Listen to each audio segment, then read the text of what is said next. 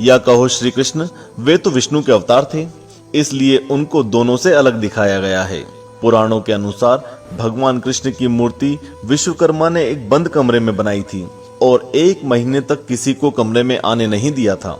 बाकी दोनों मूर्तियां पत्थर में उत्कीर्ण करके बनाई गई हैं, लेकिन भगवान श्री कृष्ण की मूर्ति नीम की लकड़ी से बनी हुई है। भगवान जगन्नाथ की आंखें गोल हैं और उन्हें चकडोला कहा जाता है। चकडोला शब्द इसलिए आया है क्योंकि भगवान की आंखें सूरज और चांद की तरह दिखती हैं। गोलाई और बाहरी सीमा उनके अनंत होने को दर्शाती हैं।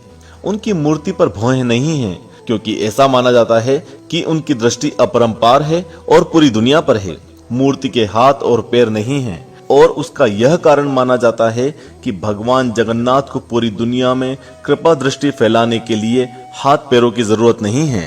इससे जुड़ी एक कहानी महाभारत में से है, जो बताती है कि जगन्नाथ के रूप का रहस्य क्या है। माता यशोदा, सुभद्रा और देवकी जी वृंदावन से द्वारका आए हुए थे। रानियों ने उनसे निवेदन किया कि वे उन्हें श्री कृष्ण की बाल लीलाओं के बारे में बताएं। सुभद्रा जी द्वार पर पहरा दे रही थी कि अगर श्री कृष्ण और बलराम आ जाएंगे तो वो सबको आगाह कर देंगी, लेकिन वो भी श्री कृष्ण की बाल लीलाओं को सुनने में इतनी मगन हो गई कि उन्हें श्री कृष्ण और बलराम के आने का विचार ही नहीं रहा। दोनों भाइयों ने जो सुना उससे उन्हें इतना आनंद मिला कि उनके बाल सीधे खड़े हो गए, उनकी आंखें बड़ी हो गई, उनके होठों पर बहुत बड़ा स्मित छा गया और उनके शरीर भक्ति के प्रेम भाव वाले वातावरण में पिघलने लगे।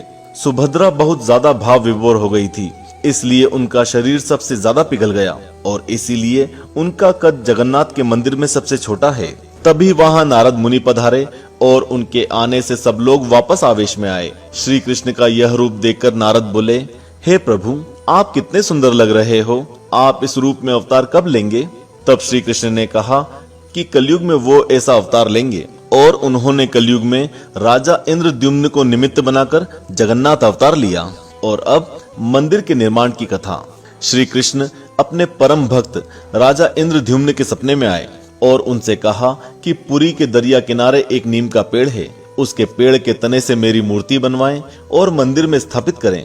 राजा ने देर न करते हुए उस पेड़ की तलाश की और मूर्ति बनाने के लिए काबिल बढ़ाई की खोज शुरू कर दी। काफी तलाश के बाद उनको एक बूढ़ा पंडित मिला जिसने इस काम की जिम्मेदारी ली, लेकिन एक शर्त रखी कि वह इसे एक बंद कमरे में बनाएगा और कोई उसे देख नहीं पाएगा। अगर किसी ने उस दौरान दरवाजा खोला तो वह काम को बीच में छोड़कर चला जाएगा।